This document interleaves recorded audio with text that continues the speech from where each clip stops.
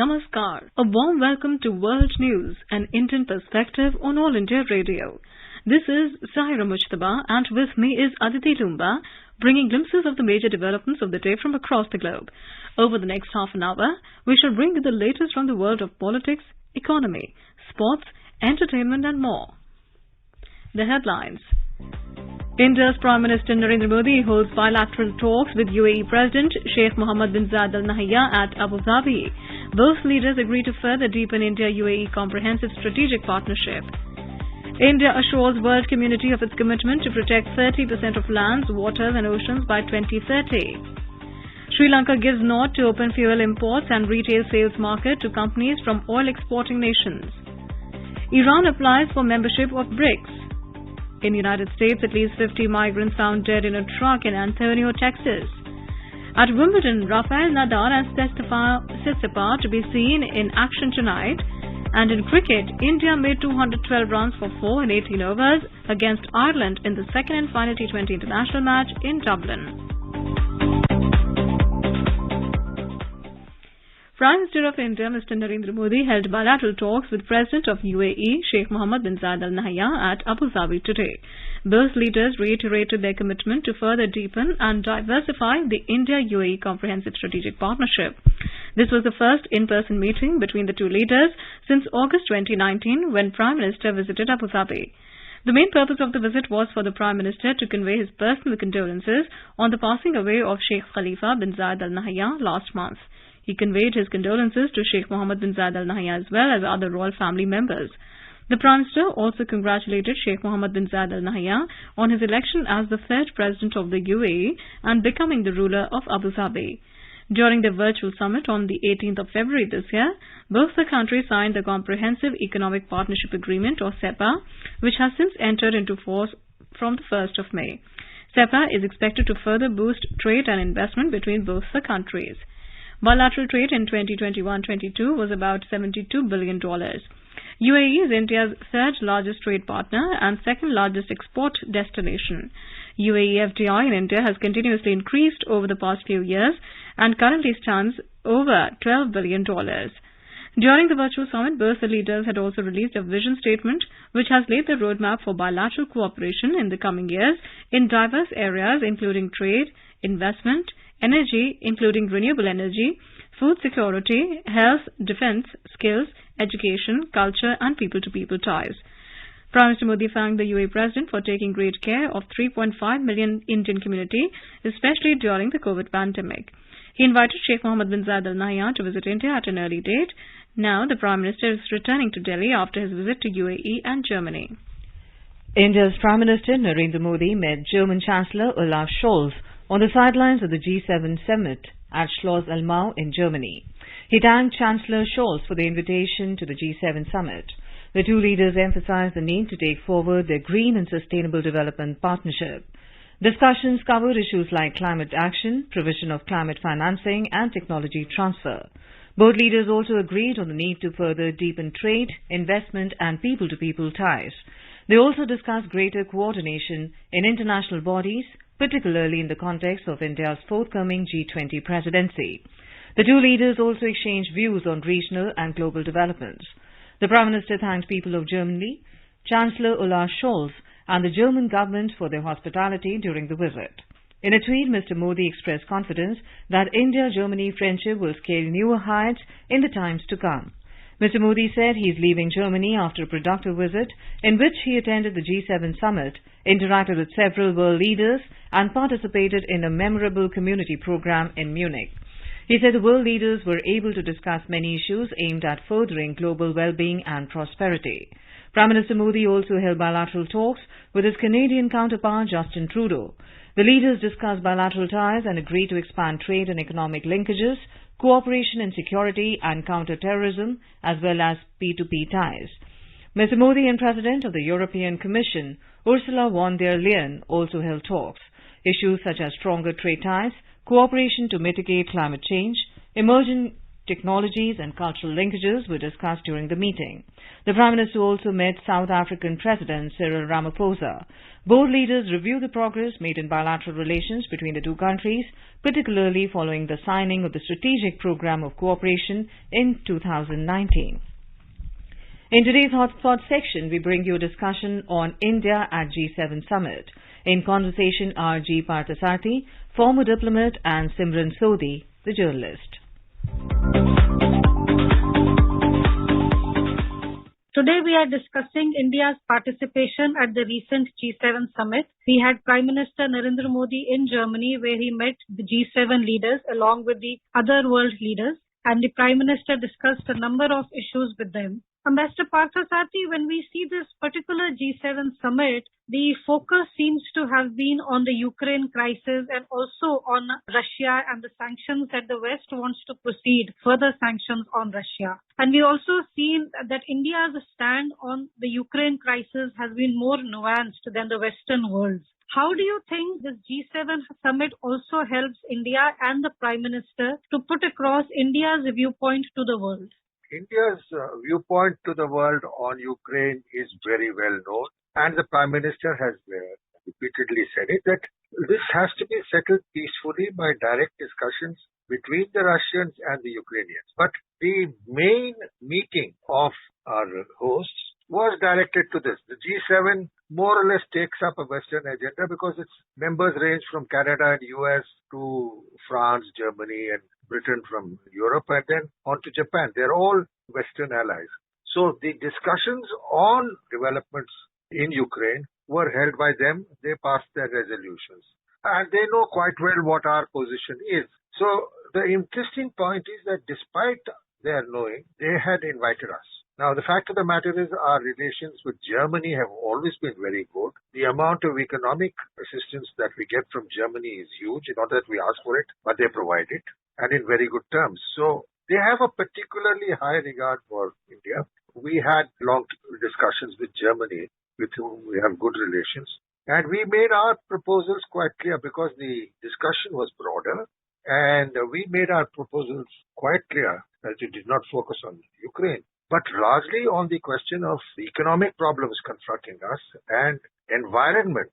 We pointed out to the developed countries, and they were all there sitting and listening to the Prime Minister, that look, we have 17% of the world's population, yet pollution from India is barely 5% of the world. Therefore, we will have to do something about it, and the message was very clear to the developed countries that we expect a contribution to them. So on the whole, the Prime Minister came across very clearly on India's views on these pressing issues, environment. And I think one of the important developments which came was a move by the Americans to raise $500 billion for assisting developing countries primarily in their infrastructure. So that was really the Western powers' answer to the Chinese Belt and Road Initiative in Sri Lanka, Pakistan, and so on. Mr. Parthasarthi, as you pointed out, we have seen this interesting development where the US has come forward with infrastructure assistance, or we can say it will be a kind of an investment in infrastructure in various nations.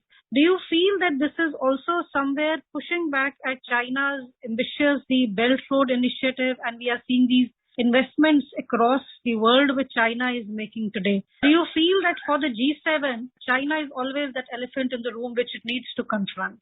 Well, there is mixed views on China because even amongst the Americans, you have no dearth of people who are very fond of the Chinese and want to do business. But by and large, there is a wide consensus on China. But coming back to what we have said, the fact of the matter is that we have been pushing for this. And we have been pointing out that from the Chinese projects under that so-called Belt and Road Initiative, Sri Lanka has been driven bankrupt. And this is happening to countries in Africa also. And even the Pakistanis, they are finding the Chinese are very hard when it comes to repayments. Ambassador Parthasarathi, we also see that the Foreign Secretary has said that Prime Minister Modi, he spoke with world leaders on several issues. And the PM had also appealed earlier to both Russia and Ukraine for peace and an end to hostilities. And as the Foreign Secretary spelled out at the G7 summit, this is a position that the Prime Minister has reiterated, that there must be an immediate end to the hostilities. Do you feel that the world, especially the Western world, is more understanding today of India's nuances when it comes to its foreign policy position? Also given the sense that India is in the regional equation one of the few countries that can actually stand up and push back China if we look at the regional equation. So maybe that lends the West a greater understanding of India's positions. Certainly, if President Biden were left to listening to his advisors, then it would have been difficult. But the fact of the matter is that now even in the US, Biden and others are coming around to the view that they have to do business with India. And you saw the Biden reaching out to the Prime Minister. So the PM has played it firm. He says, I am not going to change my view and join you people in condemning Russia for what? Our effort should be to get them to sit down together and to resolve it peacefully. Ambassador Parthasarathi, the Foreign Secretary, while briefing and answering questions, also highlighted that the Prime Minister has spoken with world leaders on the knockdown effect of the conflict in Eastern Europe on the food security crisis, especially in the vulnerable countries. And this is something which we've been talking about, the global food security, the hunger, and generally the food crisis, which seems to also be emerging as one of the outcomes of the Ukraine crisis. How do you think India can contribute in this matter, and also this helps India then establish itself as a world leader when it comes to global food security? You see, let's say two things which the external affairs ministers referred to. One is energy, and they wanted us to have no cooperation with Russia and all that. And then we pointed out that the largest buyers of Russian gas, even today, are NATO member states. So that is a point we've made, and we've made it very clear that on these matters we will be guided by our national interests. Taking it further, we will have to see how it goes, because I think they have come to understand that even their own writers are saying they're playing a double game. You can't ask India, as they asked us to, curb our relations with Russia and not buy oil from them when we are getting it on a discount. We've also seen this picture which has gone pretty viral, and that is of President Biden walking up to PM Modi and they're talking with the Canadian Prime Minister. Do you feel that even though India is not formally a member of the G7 countries, the fact that India is invited and Prime Minister Modi is there among the world leaders also assures India of a place at the world stage where India is today looked upon as one of the emerging world powers? No, the real success was G20. G20 is a permanent forum. So I think India's economic stature was established then. What is important now is that what we are offering amidst this pandemic are serious proposals, our readiness to expand production of vaccines in India, distribute it across Asia. So I think the working with the Americans and others like-minded like the Japanese in the Asia-Pacific region, or the Indo-Pacific region as it is called, has helped India to now have a standing and image, not just in the subcontinent. You take our West, in recent years, see how the relations with the Gulf countries have improved. Today's Prime Minister is in the United Arab Emirates. You know the Indians living there remit back more than $10 billion. So we have now developed, I think, or in the process of developing, not just looking in the subcontinent, but extending across the Indian Ocean and into the Pacific. You are getting an Indian position and presence in a role. And in the case of Quad, which the Prime Minister has just met with, the same thing applies. We discussed not only security, but also development. Mr. Parthasarathi, another interesting thing that we saw at the G7 summit, and this is India's soft power at display, we saw the gifts that the Prime Minister carried for the world leaders. We had a Gulabi Meenakari brooch, cufflinks, black pottery, a platinum hand-painted tea set, a Zari Zardosi box. These were some of the specialized items that the Prime Minister has gifted to leaders of the G7 summit. And interestingly, all these gifts were made in UP under the One District, One Product scheme. How do you see this initiative? It's like putting India's local products and India's own soft power in a very soft manner, let me put it, when you give gifts which are so traditionally India. No, I think what is traditionally India is well known. And let me say, when I have served abroad, sadly, the marketing of our handicrafts needs to improve. The Prime Minister has drawn the attention of the world. It's now for us and the people concerned, the businesses concerned, to take this up. Because these are India's treasures. And India is a unique civilization. We are not just a country, we are a civilization. This is a fact we seem to forget. Mahatma Ji always said this. हमारी संस्कृति है, फिर सभ्यता ही नहीं. So I think we need to build on Indian handicrafts, and the Prime Minister has set the example. I hope the private sector follows through, which is what they should be doing, because missions abroad, I know, have been told repeatedly to encourage handicraft. And with these comments, we bring today's discussion to an end. Thank you. Moving on. India has assured the world community that it is committed to protecting at least 30% of lands, waters and oceans and adhere to its commitment of 30 by 30 by 2030. Delivering the India statement at the UN Ocean Conference at Lisbon, Indian Minister for Earth Sciences Dr. Jitendra Singh said that under the leadership of Prime Minister Modi, all efforts are going on to achieve the 30 by 30 target in a mission mode as per the COP resolutions. As per the COP resolutions, India under Prime Minister Modi is putting in all efforts to protect at least 30% of our lands, our waters, our oceans, and thereby adhere to the commitment of 30 by 30 by the year 2030. Our correspondent reports that India joined the High Ambition Coalition for Nature and People, which was initiated at the One Planet Summit in Paris in January last year. The coalition aims to promote an international agreement to protect at least 30% of the world's land and ocean by 2030. Dr. Jitendra Singh assured the ministers, delegates and representatives from more than 130 countries that India will also provide science and innovation-based solutions for the implementation of SDG goals through partnerships and environmentally friendly solutions. India has taken several initiatives, programs, and policy interventions through different ministries and departments to protect the marine and coastal ecosystems, mangroves, and coral reefs. India partners with many countries in the areas of integrated ocean management and framework for marine spatial plans for sustainable development and conservation of our ecosystems. A 5-day UN Ocean Conference kicked off yesterday with Kenya and Portugal being the co-hosts. The second round of Foreign Office consultations between India and Cuba were held in Havana. The Indian side was led by Secretary East in Ministry of External Affairs, Saurabh Kumar, and the Cuban side was led by Vice Minister of Foreign Affairs, Ms. Ana C. Rodriguez Camillo. During the consultations yesterday, both sides comprehensively reviewed the entire gamut of their bilateral relations, including development partnership projects, trade and economic relations. The Ministry of External Affairs said the two sides also exchanged views on regional and international issues of common interest. An agreement on short-term credit worth €100 million for procurement of rice from India for Cuba was signed. A postal stamp to commemorate 75 years of India's independence was released by the government of Cuba. This is All India Radio giving you the news. For quick news updates, round the clock, follow us on our Twitter handle at AIR News Alerts. Welcome back. In Sri Lanka, the cabinet today granted to open fuel imports and retail sales market to companies from oil exporting nations. This comes after the country ran out of fuel as only 1,100 tons of petrol and 10,500 tons of diesel are left, which are not sufficient to last for a day. Power and Energy Minister Kanchana Vijayashekara said that the companies will be selected upon their ability to import fuel and operate without forex requirements, reports the Sri Lankan Daily.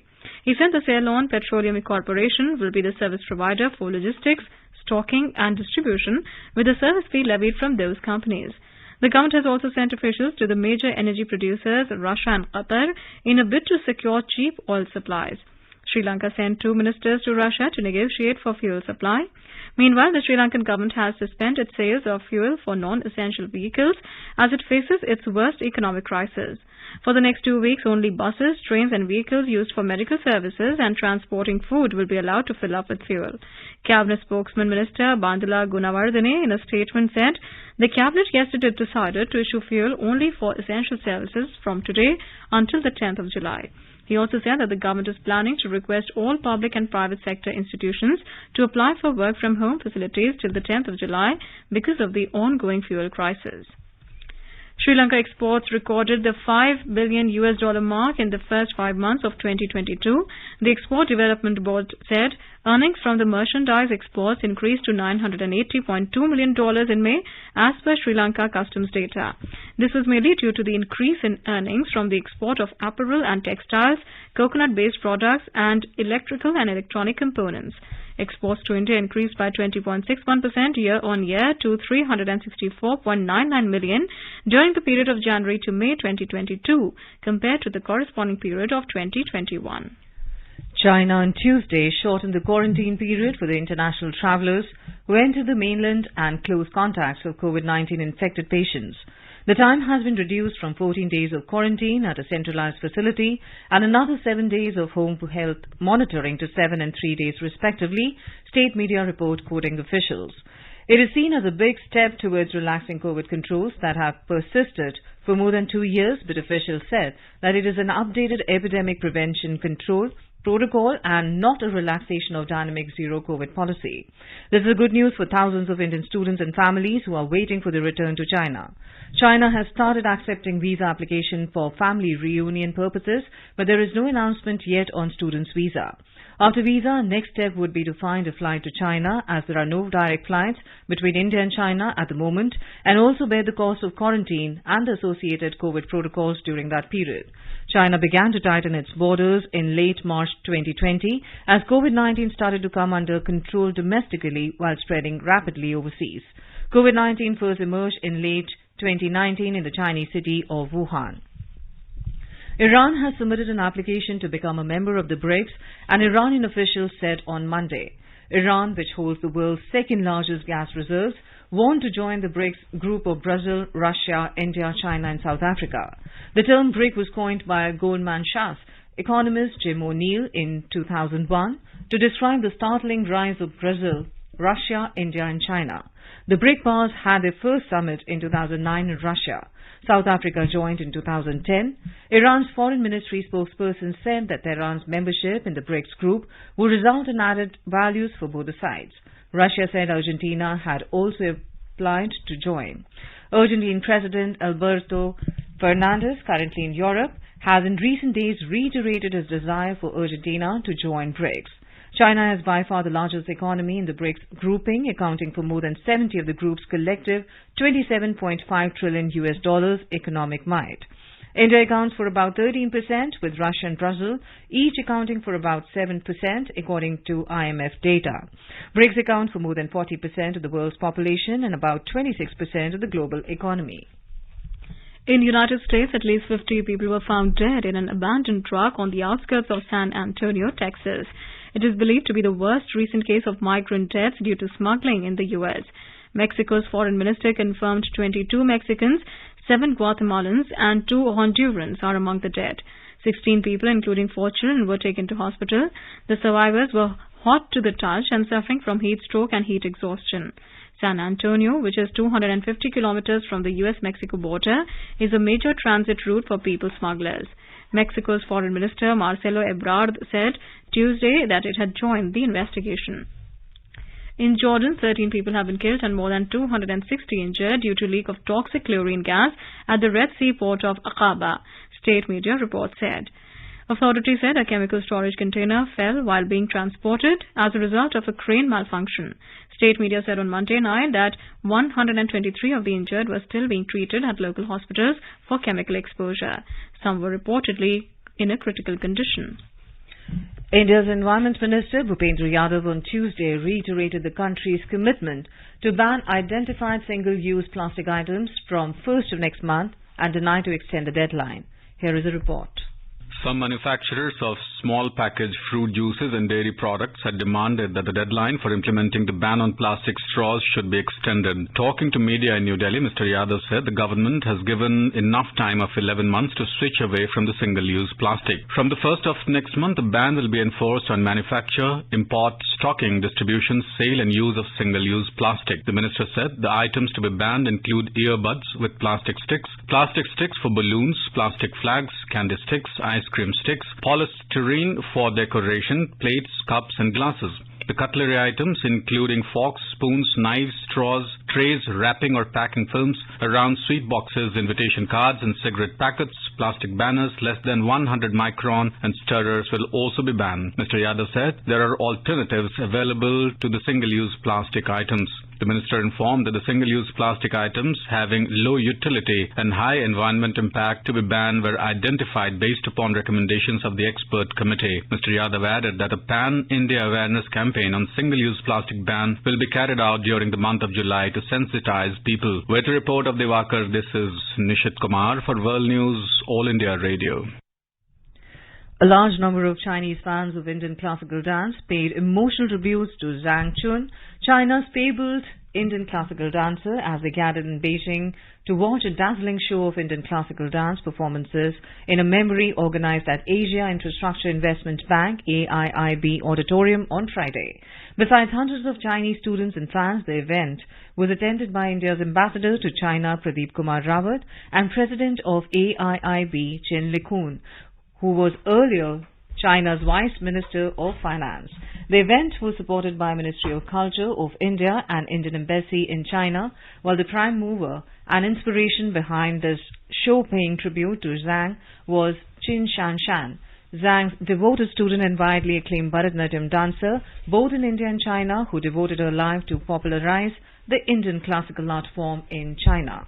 It appeared that probably in her earlier birth she was born in India and carried that bond to this birth in China. Her devotion to Indian art form was complete.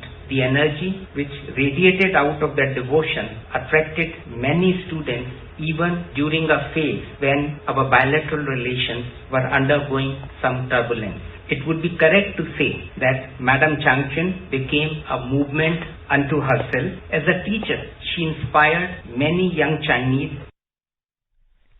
In cricket, India has set the target of 228 for Ireland in the second and final T20 international match in Dublin tonight. Batting first, India made 227 for loss of 7 wickets in stipulated 20 overs. For India, Deepak Hooda was the top scorer with 100, while Sanju Samson made 77 runs. For Ireland, Mark Adair took 3 wickets, while Joshua Little and Craig Young claimed 2 wickets each. Earlier, India have won the toss and opted to bat first. Chasing the target of 228 runs, Ireland was 14 for no loss in 1 over. And now let's take out the major developments around the world as reported in the foreign press. First, take a look at the press reports on Nepal. Kathmandu Post reports that India's Ramayana Circuit Rail, named Bharat Gaurav tourist train, reached Janakpur Dham in Janakpur on Thursday afternoon, carrying 500 Indian pilgrims. Madhesh Province Chief Minister Lal Babu Raut welcomed the Indian tourists on the railway platform at Janakpur Dham. The train started its journey to Janakpur from New Delhi via Ayodhya, Banaras, Prayagraj and Sitamarhi in India. This is the first railway service connecting the two countries by rail. Khabar Hub reports that the governments of Nepal and China signed an MOU on China's ambitious Belt and Road Initiative in May 2017. However, neither Nepal nor China made the document public in all these 5 years. Now let's have a look at the press reports on China. The Guardian reports that authorities in Beijing have sparked confusion and alarm after announcing the strict zero-COVID policy could be in place for the next 5 years, including mass mandatory testing and travel restrictions. The notice published on Monday afternoon was attributed to Cai Qi, the Beijing secretary of the Chinese Communist Party. On the second day of Wimbledon tennis tournament, the match between Rafael Nadal and Francisco Cerundolo is underway at the centre court. The women's singles competition will see an encounter between Harmony Tan and 23-time Grand Slam champion Serena Williams later this evening. In earlier match, top seed Iga Swiatek defeated Jana Fett in straight sets by 6-0, 6-3 in the first round. And now a quick look at the headlines once again. India's Prime Minister Narendra Modi holds bilateral talks with UAE President Sheikh Mohammed bin Zayed Al Nahyan at Abu Dhabi. Both leaders agreed to further deepen India-UAE comprehensive strategic partnership. India assures world community of its commitment to protect 30% of lands, waters and oceans by 2030. Sri Lanka gives nod to open fuel imports and retail fuels market to companies from oil exporting nations. Iran applies for memberships of BRICS. In US, at least 50 migrants found dead in a truck in Texas. At Wimbledon, Rafael Nadal and Stefanos Tsitsipas to be seen in action tonight. And now before we end, let us listen to Mahatma Gandhi's favourite bhajan, Vaishnav Jan, by artists from South Africa on their Independence Day. Vaishnav Jan do tene kaiye je peed पराई जाने रे, पर दुखे उपकार करे तो ये, पर दुखे उपकार करे तो ये मन अभिमान. And with that we end this bulletin. We'll be back at the same time tomorrow with the next edition of World News.